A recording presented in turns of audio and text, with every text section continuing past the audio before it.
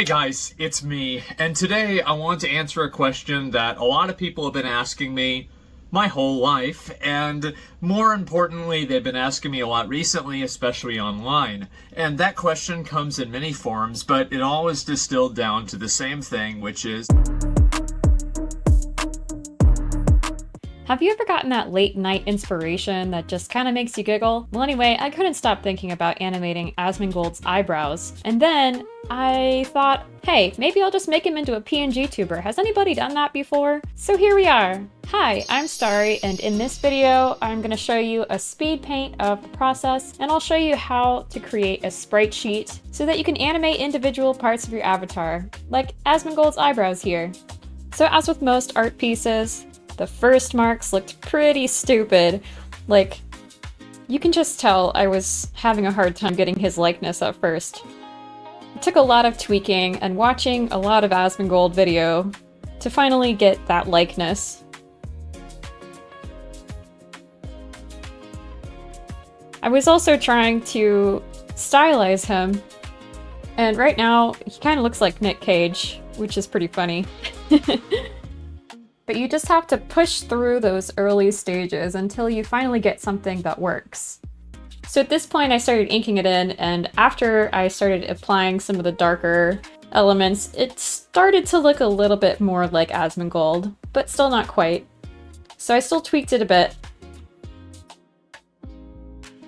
At this point I started to ink in the shoulders, and I started to work on the animation for the different parts of the face, like the eyes and the mouth. And then I started creating new layers for the eyebrows and testing them out. And I brought it into the timeline to animate it so that I could test it before I turned it into a sprite sheet. And that was pretty effective, so I highly recommend doing that if you're planning on making an animated portion of your avatar. Then I created a color reference, and I started to paint in each individual part of the face. And then it really started to come together and look like Asmongold. I added shading to the different parts of the painting, and then I exported each element using layer comps, which if you've watched my video on layer comps, you know that it's such a convenience for this process.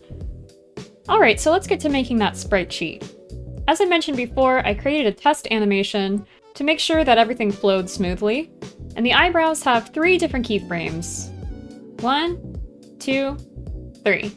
So, what you'll want to do is when you're happy with your animation sequence, go ahead and copy and paste the sprite sheet layer that you want to use, and then go ahead and make sure you only have a single frame for each keyframe. Then you can go ahead and alt-click on the layer that you want to export, and it will turn off all the other layers. This will make sure that your sprite is in the proper position. Now what you'll want to do is export animation as an image sequence. Make sure that you're saving it in the proper place, giving it a name that makes sense, and it will give each frame a number. Make sure that you're saving it as a PNG to preserve transparency, and then click OK. My canvas is 500 pixels by 500 pixels. Keeping it a square makes it a lot easier to translate into a sprite sheet, because you can then use multiples of that number, because you want each sprite to be separated evenly. If we only have these 3 frames in our sprite sheet, our animation will just be jumpy like this. So in this case, I have 1, 2, 3, 4, 5, 6, 7 frames. So 7 times 500 is 3,500.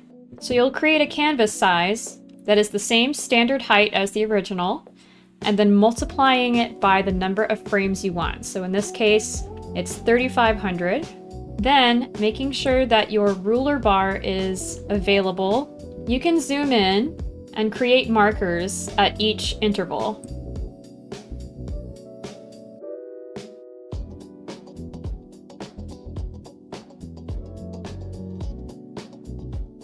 So I've created a delay for the animation by duplicating the initial frame and ending on the first frame as well. And you can ease in and out as you wish. Once you have exported your individual frames, you can simply import them from your files. Here's where align and distribute comes in handy. So by default, my frame has uploaded to the center of my canvas. I can simply press align to left edges and align and distribute, and it'll send it to the left. Because I've set up my guidelines, this will also help me to establish where the next frames go. If I click on my frame and I copy and paste it, holding Shift, I can drag it and it will snap to the guidelines. Then I can import my other frames, using my guidelines to shift them and copying frames as I need to. And again, I can use align and distribute if I need to send things to the edges. And when you're done importing your images, you'll want to save this as a PNG with the proper name. Okay, for this next part, I expect that you already know the basics of uploading your sprites to PNGTuber Plus. If not, go ahead and watch my video on making a simple PNGTuber that I'll link in the description below. So now with my very strange looking eyebrowless Asmongold, let's go ahead and add his eyebrows in. You'll want to add your Sprite Sheet PNG to the avatar folder that you make for PNGTuber Plus. Then go ahead and add in your Sprite Sheet by opening it from the Add New Sprite window. And as you can see, it uploads a horizontal sprite sheet. Go ahead and click on your sprite from the list, and then in Sprite Frames, give it the number of frames that you created. In this case, it's a 7-frame animation. And as you can see, it's uploaded, but it's not animating. That's because the animation speed is at 0. So you can get different animation effects based on how fast you set the frames to cycle.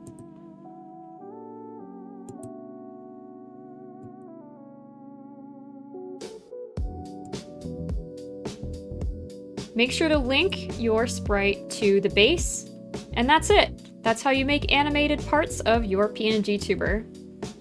Alright, so thank you so much for watching. I hope you found this entertaining and helpful. Please check out my tutorial playlists for more. Be sure to like, share, and subscribe, and I'll see you again soon.